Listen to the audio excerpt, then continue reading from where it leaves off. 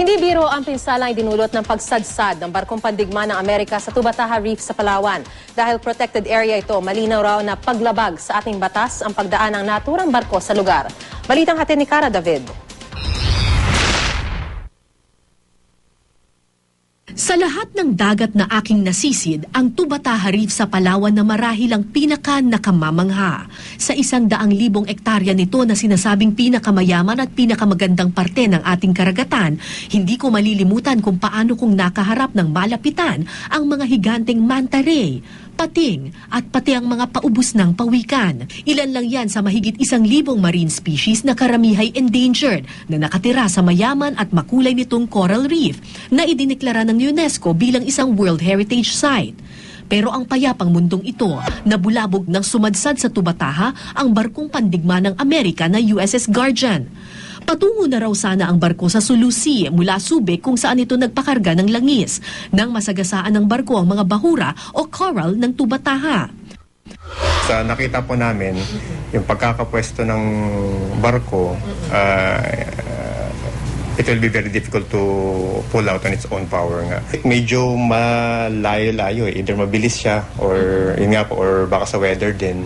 Lumalabas sa investigasyon ng Philippine Navy na bago pa sumadsad ay ilang beses daw niradyohan ng mga bantay sa Tubataha ang mga Amerikanong sundalo dahil bawal pasukin ng anumang sasakyang pandagat ang protected area. Pero sumadsad pa rin ang barko. And there are only three reasons. Una-una, pwedeng weather.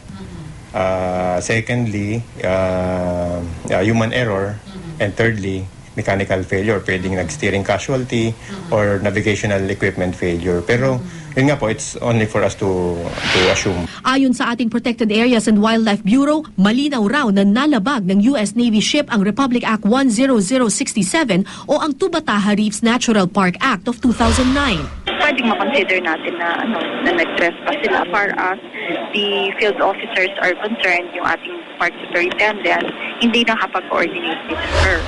12,000 piso ang multang administratibo para sa kada metro kwadrado ng napinsalang coral. Sa paunang pagtaya, aabot daw sa 10 metro ang lawak ng pinsala.